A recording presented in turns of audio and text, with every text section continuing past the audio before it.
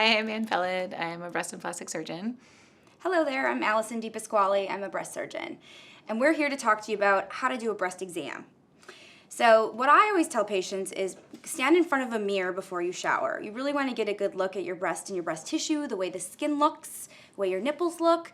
You want to put your arms up in the air and make sure there's no dimpling below the breast fold here, out to the side, and then if you put your hands on your hips, you'll be able to see more inside the armpit basins. Then if you enter into the shower, it's a great place to do it, or you can do it laying down. The main thing is you do want to get your arm above your head, not only to see below, but you want to be able to get into the armpit space.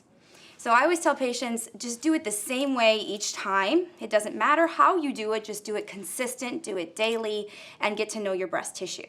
So the 3 ways that you can choose from is you can either start in the nipple, start by doing a slight press around, and you do it all the way around in a circle, all the way out. And once you reach the armpit basin, you want to get all up in there and you want to feel underneath, making sure there's no abnormalities.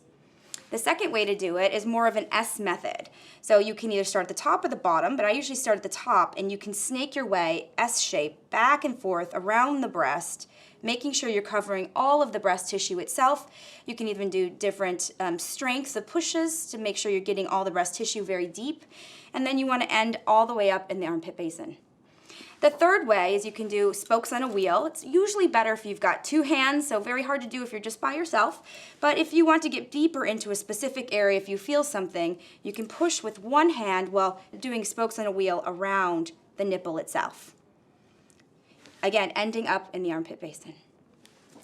One of the keys when you're doing breast exams is making sure that you do it consistently. So if you're doing it every day, you'll get a good sense of what your breasts are like. If you're having periods still, you'll know what it's like at different points in your cycle.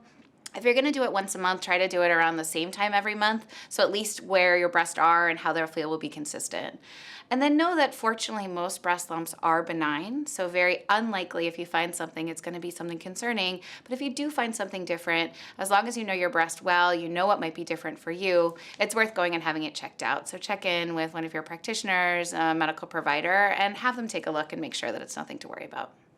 Exactly. Get to know your breasts, ladies.